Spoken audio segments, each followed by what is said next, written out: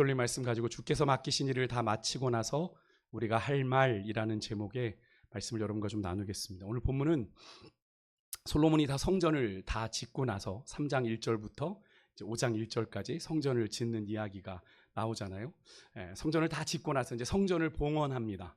성전을 봉헌하는 예식을 하는데 이제 솔로몬이 봉헌식에 이제 축사를 하는 그런 장면입니다. 어떻게 성전이 지어지게 되었고 그 성전에 담긴 의미가 무엇입니까? 솔로몬은 이 성전 건축을 통해 하나님의 언약이 성취되었다라는 것을 백성들 앞에 선포하면서 그 일에 동참한 백성들을 축복하는 의미 있는 시간을 지금 갖고 있는 건데요.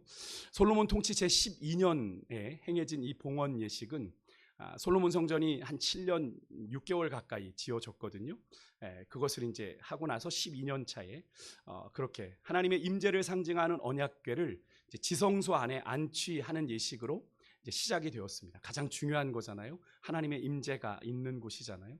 솔로몬은 하나님과 백성들 앞에서 지금까지 이제 성전이 건축되어 온 건축 경과를 보고하죠. 우리가 이제 나중에 이제 성전을 지으면 그런 시간들이 있어요. 봉헌 예식할 때 성전 지금까지 되어진 경과를 보고하겠습니다. 이제 그런 것처럼 회고하면서 이 모든 일들이 솔로몬이 계획하고 다윗이 계획한 일이 아니라 누가 계획하시고 하나님이 계획하시고 하나님이 행하신 일임을 선포합니다. 2절에 중요한 고백을 하는데 우리 2절 한 번 더 같이 읽어볼게요. 같이 읽습니다. 시작. 내가 주를 위하여 거하실 성전을 건축하였사오니 주께서 영원히 계실 처소로소이다 하고, 주를 위하여 건축한 이 성전이 하나님이 영원히 거하실 처소가 되었다라고 선포를 합니다.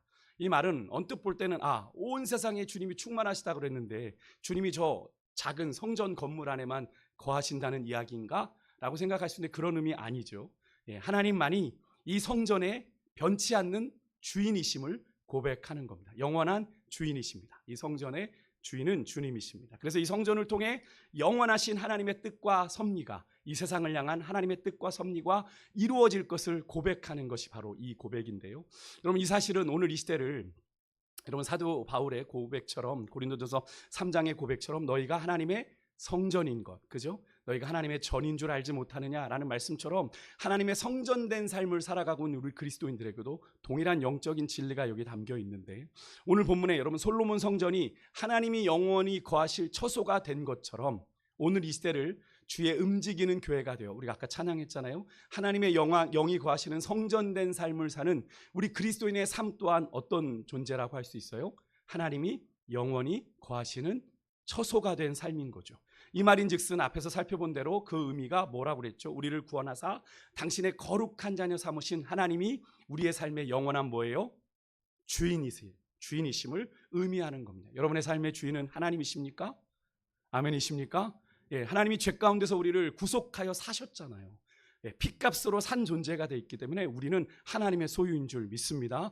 그래서 하나님이 우리의 주인이세요. 여러분 이 사실을 꼭 믿으며 사실 수 있길 주 여러분으로 축복합니다. 왜냐하면 이걸 믿으며 살 때 삶이 달라지는 거예요. 우리의 삶을 내가 책임지려 하지 않고 누구의 손에 맡기게 됩니까? 주님의 손에 맡기게 되는 거죠. 왜? 종이 자기의 삶을 책임지는 종이 어디 있어요? 주인의 소유된 종은 주인이 책임져 주는 거잖아요. 그래서 여러분 예수님께서 너희는 무엇을 먹을까 무엇을 마실까 무엇을 입을까 염려하지 마라. 이런 다 이방인들, 하나님 알지 못하는 이방인들이 구하는 것이라 하나님께서 너희들이 필요한 것 다 아신다고 그랬잖아요. 그죠?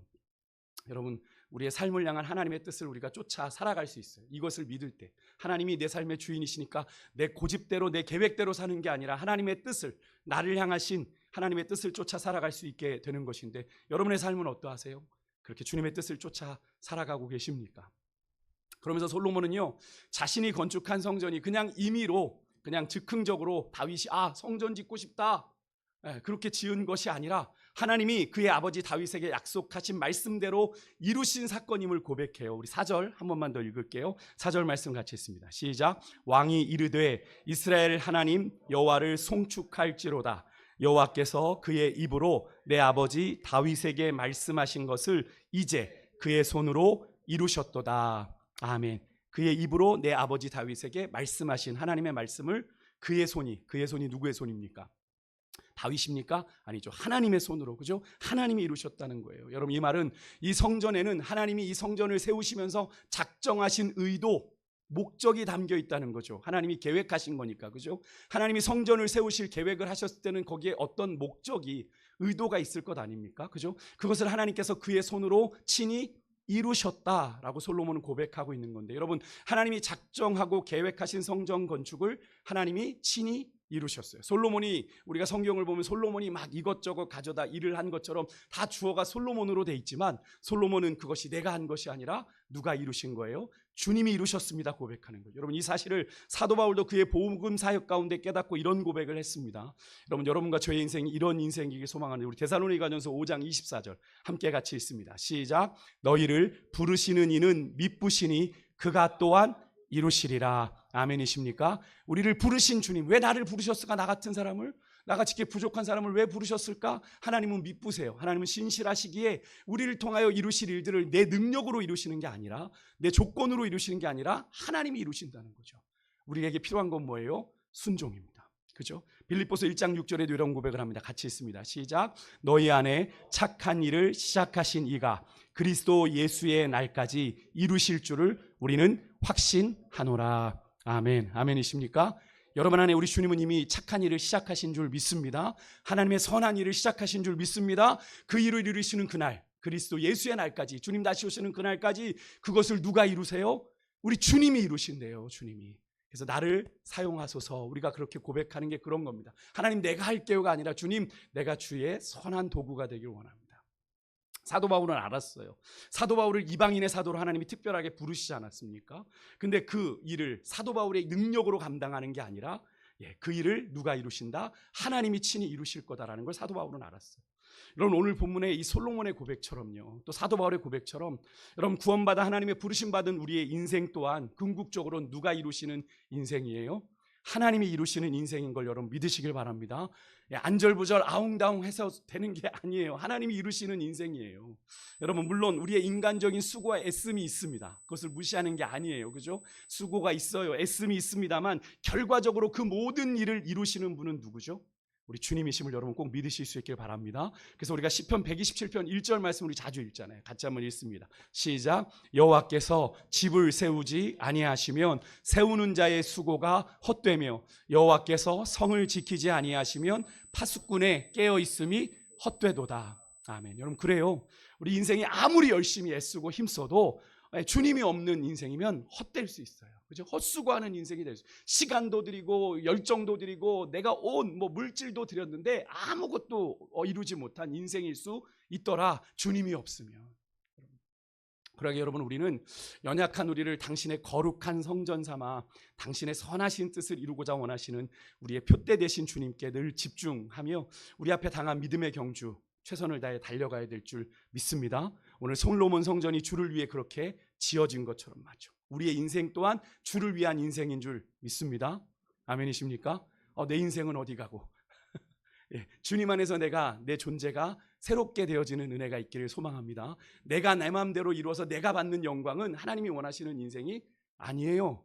그건 내가 주님 만나기 전에 내가 내 마음대로 내 삶의 주인 되어 살할 때는 그 목표가 가능하죠. 그런데 우리가 주님 만나 우리의 소유권이 누구로 바뀌었습니까? 주님으로 바뀌었으니까 우리는 다른 인생을 살아야 되는 거죠. 주님 안에서 우리의 존재가 분명해질 때 그것으로 충분한 줄 믿습니다. 우리가 아무리 내가 만족하고 내가 영광을 다 받았는데 주님이 너 도무지 몰라 라고 하시면 어떻게 되는 거예요? 의미 없는 거잖아요. 그죠? 난 열심히 살았어. 이 땅에서 많은 결과를 남기고 업적을 남겼는데 주님이 너 모른대. 마태복음 이야기가 그거 아닙니까? 내가 선지자 노릇하고 병을 고치고 귀신을 쫓아내는데 주님이 날 도무지 모른다. 불법을 행하는 자의 댁에서 떠나가라. 청천벽력 같은 소리를 우리가 듣게 되면 안 되는 거잖아요.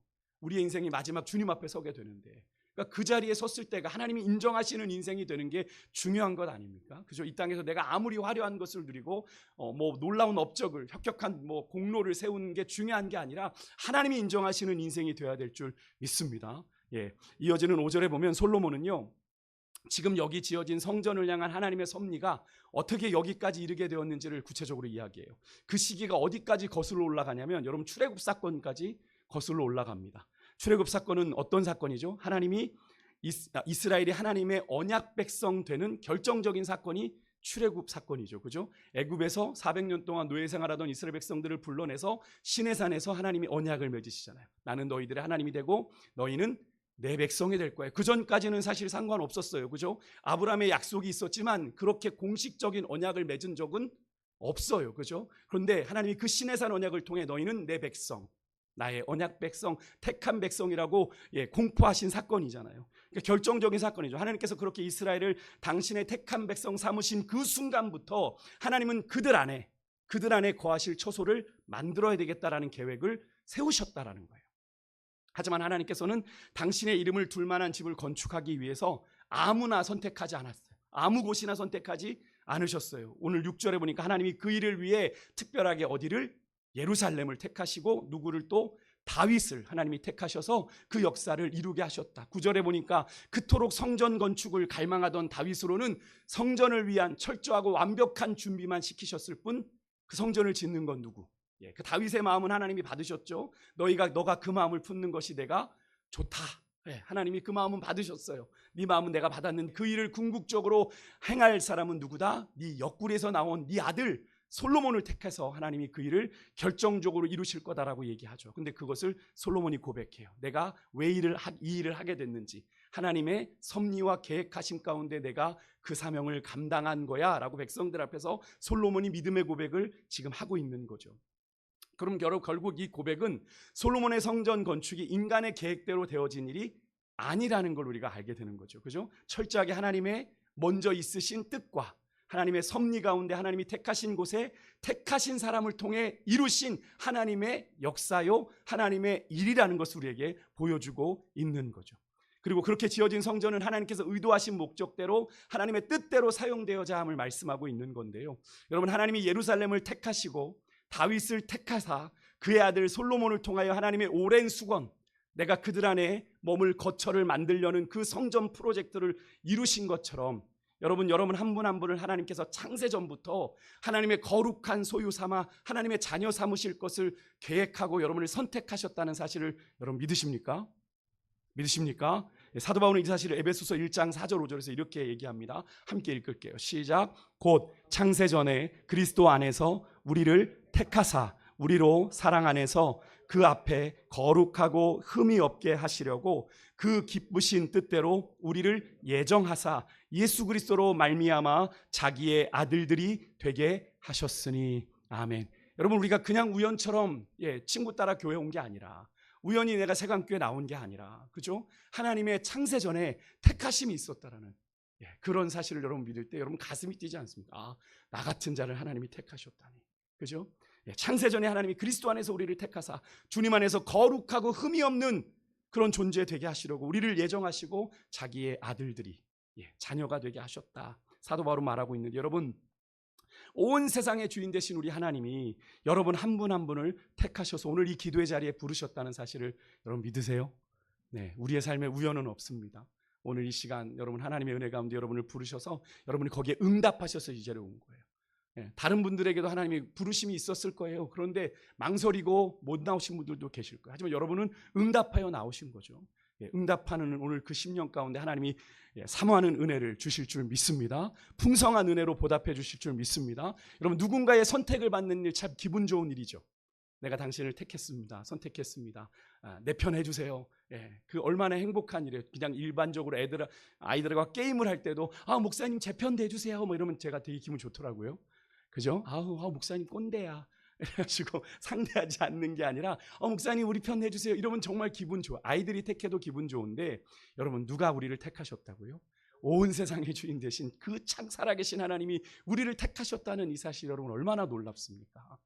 그죠? 저는 이걸 오늘 묵상하면서 하나님 왜 나를요? 왜 나를요? 이렇게 부족한 나를 왜 하나님 택하셨습니까? 주님은 아시겠죠? 나도 이해가 안 되지만 여러분에게 오늘 이 밤이 하나님의 그 여러분을 택하심에 대한 정말 기쁨과 감사가 여러분 안에 회복되어지시기를 주 여러분을 축복합니다. 왜 우리가 자꾸 그것을 부정하고 우리 스스로가 부인하게 되죠? 내가 바라보니 늘 실패하고 넘어지는 나를 보니 하나님이 택하기에는 너무나 부족한 자로 스스로 생각되기 때문에 그러죠. 그래서 나를 왜 하나님이 나 같은 사람을 쓰시려고 하나? 근데 하나님은 그럼에도 불구하고 우리가 완전한 자여서 우리를 쓰신 게 아니라 우리를 향한 하나님의 계획이 있으셔서 우리의 연약함에도 우리를 부르셨다. 여러분, 그래서 우리가 주님을 믿기로 선택해서 우리가 이 자리에 온 것 같지만 여러분, 그게 아닙니다. 여러분, 우리의 시작이, 우리의 인생의 시작이, 또 믿음의 시작이 우리에게 있지 않아요. 하나님이 우리를 먼저 택하셨어요. 우리는 알 수 없지만 택하셔서 우리를 향한 당신의 계획을 하나님이 먼저 시작하셨고, 그래서 오늘 우리가 이 자리에 있는 거예요. 그렇기 때문에 여러분, 우리의 인생의 끝도 시작도 주님의 손에 있는 것처럼, 그죠? 그 끝을 이루어 주시리. 우리의 인생의 끝도 여러분 주님의 손에 있음을 여러분 믿으시길 바랍니다. 그러니까 여러분, 우리 믿음의 사람들은 함부로 우리 인생의 마침표를, 제가 이 교회 부임에서 참 많이 이 얘기를 초반에 많이 드렸어요. 그죠? 인생의 마침표를 찍을 권한이 있다 없다? 없어요. 우리 믿음의 사람들은 마침표가 아니라 인생의 쉼표만 찍을 수 있어요. 하나님 너무 힘들어요.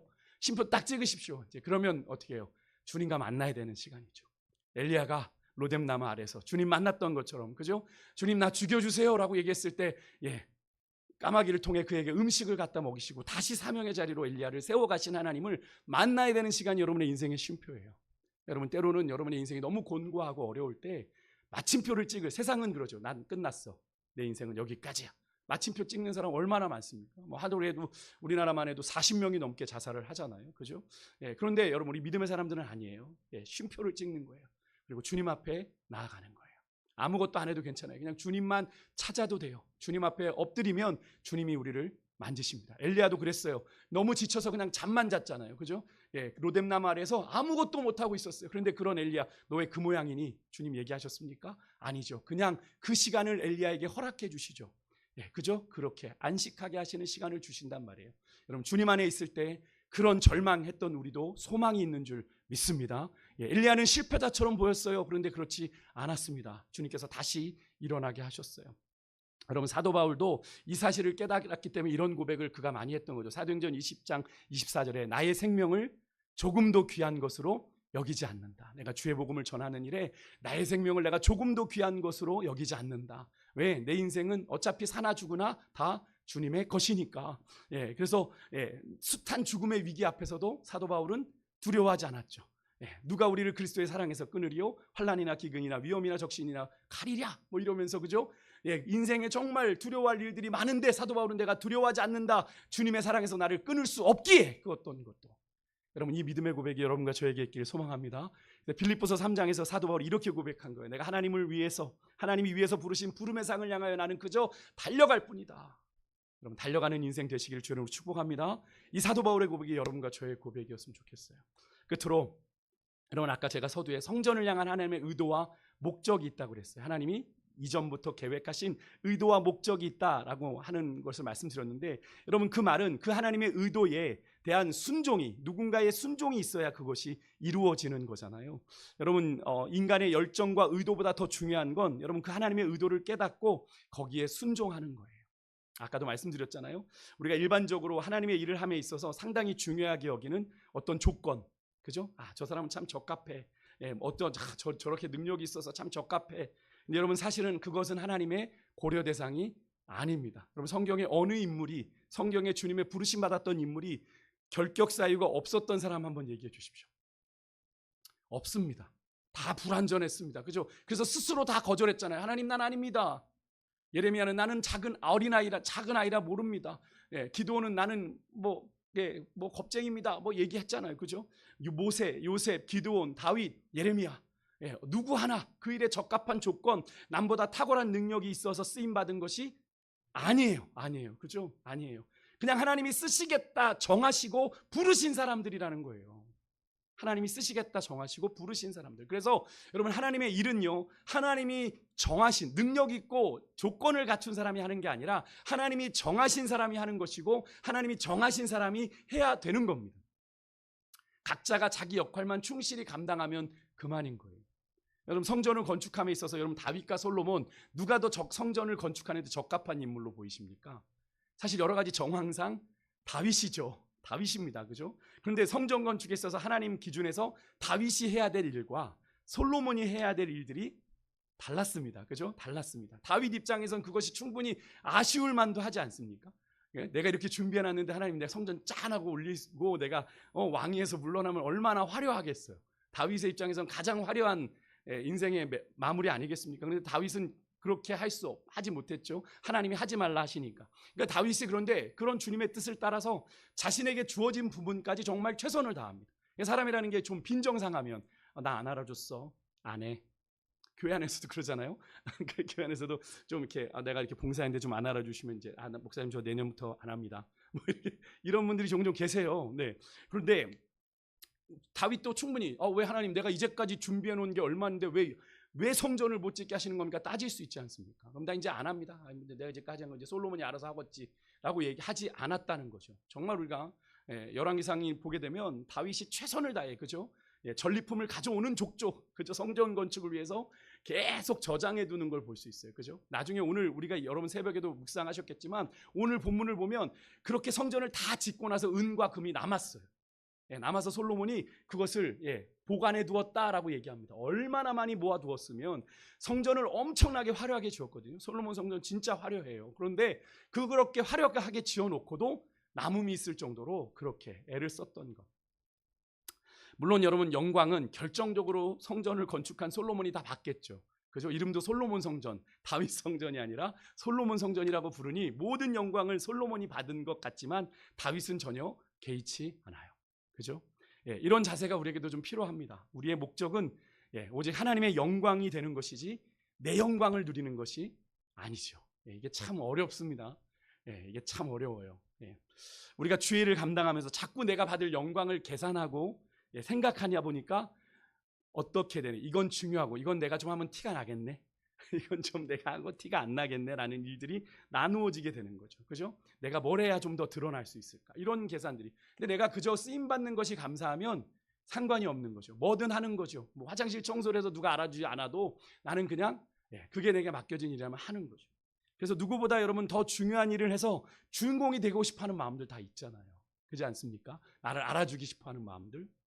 하지만 다윗은 그러하지 않았습니다. 하나님께서 자신에게 허락하신 만큼만 최선을 다해 감당했고 영광을 받을 자리는 누구에게? 솔로몬에게 양보하죠. 여러분 우리도 마찬가지입니다. 우리의 삶은 주님의 성전만 기억되고 그 성전에 두신 하나님의 이름만 기억되게 하는 인생이 되어야 될 줄 믿습니다. 우리의 삶을 통해 주님만 드러났으면 좋겠어요. 주님만 드러냈으면 좋겠어요. 입으로는 뭐 우리가 세상과 나는 간 곳 없고 구속한 주만 보이도다 찬송하면서 그것이 그렇게 찬양할 것이 아니라 정말 그죠? 그렇게 오로지 우리의 삶을 통해 누구의 영광만이 우리 주님의 영광만이 드러나는 삶이어야 될 줄 믿습니다. 말씀 마치겠습니다. 오늘 본문 10절에 보면요, 솔로몬이 다 이야기를 하고 이제 여호와께서 말씀하신 대로 이루셨도다 이렇게 고백을 합니다. 하나님이 하셨습니다 고백하는데요. 여러분 이 말은 잘 보시면 하나님의 약속이 지금의 이 현실보다 먼저였다라는 걸 우리에게 가르쳐 주죠. 그죠? 하나님이 약속하신 게 있었고 그 약속이 지금 이 현실에서 이루어졌어요. 그죠? 그럼 이 현실을 전에 뭐가 있었어요? 하나님의 약속이 있어요. 그럼 여러분 무엇이 이루어지기 이전에 말씀이 먼저 있었습니다. 그죠? 그 말씀을 따라 오늘이 있는 거고요. 그 약속과 함께 우리에겐 내일도 있다는 사실을 여러분 믿으실 수 있기를 주 여러분으로 축복합니다. 우리가 하나님의 말씀을 따라 살아갈 때 이런 역사가 일어나게 되는 거죠. 그죠? 하나님의 약속을 우리가 붙잡을 때 그 약속을 따라 오늘 우리의 삶이 이루어지게 되고 그 약속과 함께 우리에게 내일도 있게 된다는 것. 여러분 성전에 언약궤를 드렸다는 것 마지막 그죠? 거기에 뭐가 담겼죠? 언약궤는 하나님의 언약의 두 돌판이 담겨 있습니다. 하나님의 말씀이죠. 곧 언약궤를 이루어질 그분의 나라를 기대한다는 의미가 이 언약궤를 그 성전에 모신 의미가 있는 겁니다. 하나님 그 말씀을 대로 이루실 하나님의 나라를 기대합니다라는 마음으로 언약궤를 성전의 가장 중요한 곳에 모신 거거든요. 여러분 주님의 약속대로 이루실 내일을 기대하며 여러분과 제가 나아가는 오늘 이 밤이 될 수 있기를 주의 이름으로 축복합니다. 내 뜻대로 이루는 인생이 아니라 오늘 본문에서 만난 이 솔로몬의 성전 건축은 하나님의 손이 아니면 이룰 수 없는 일이었고요. 그분의 택하심이 아니면 지을 수 없는 집이었고요. 그분의 약속대로 된 일이 아니면 이룰 수 없는 일이었습니다. 저기 멀리 계시지 않고 오늘 여기 내려오셔서 당신의 손으로 지으시는 하나님의 집, 하나님이 지으신 그 집, 그 나라에 우리가 지금도 살고 있다 라는 사실을 여러분 분명히 기억하고 주님의 나라에 성전된 나의 삶을 통해 여러분 동참하셔서 여러분 모든 영광을 하나님께만 돌려드리는 복된 인생들 되실 수 있길 주 여러분을 축복합니다. 예, 그런 우리의 다짐을 담아서 함께 찬양할 때 우리 아까 우리는 주의 움직이는 교회 우리 함께 찬양할 때 이 찬양의 가사 하나하나가 솔로몬의 고백처럼 우리가 주님을 향한 고백이 되어서 정말로 주님이 우리의 왕 되심을 고백하며 나아가는 그런 고백 되길 소망합니다.